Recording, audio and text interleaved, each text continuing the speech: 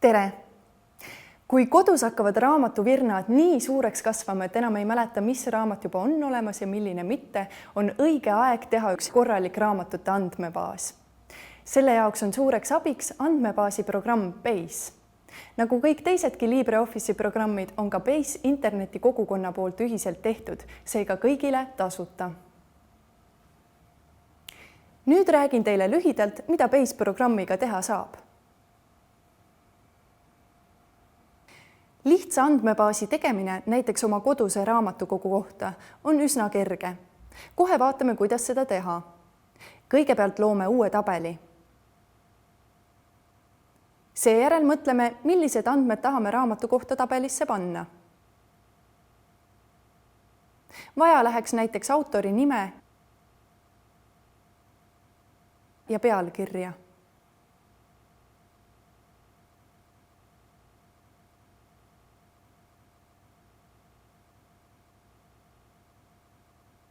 Nüüd tuleb veerud sisuga täita.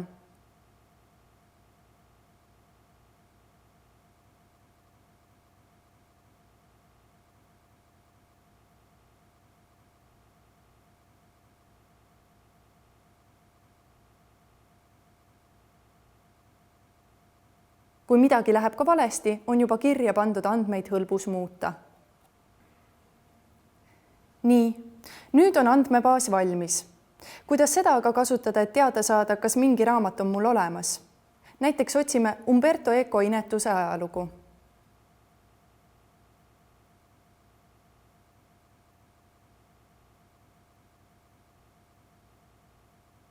See raamat on mul olemas, kuid Base programmil on veel üks hea omadus. Sellega saab kujundada teie raamatute andmebaasile ka kena väljanägemise. Selleks on olemas vormid, mida on samuti lihtne koostada.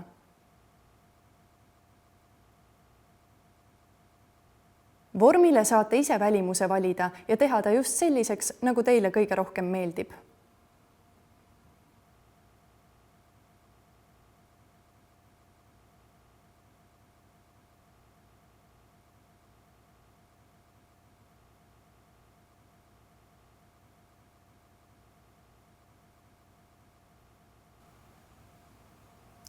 Ja ongi andmebaas valmis. Nüüd, kui raamatut tellima hakkate, ei pea te raamaturiiulist järele vaatama, kas see raamat juba on olemas või mitte. Piisab, kui andmebaasist järgi vaadata. Muretsema ei pea ka selle pärast, kas Base'is tehtud asjad mujal avanevad või kas mujal tehtud asjad Base'is avanevad. LibreOffice Base salvestatakse formaati, mida on hõlbus teistes programmides avada. Ja Base ise oskab teiste vahenditega tehtud ilma vaevata lahti võtta. Lihtne ja väga kasulik. Soovitage sõbrale ka.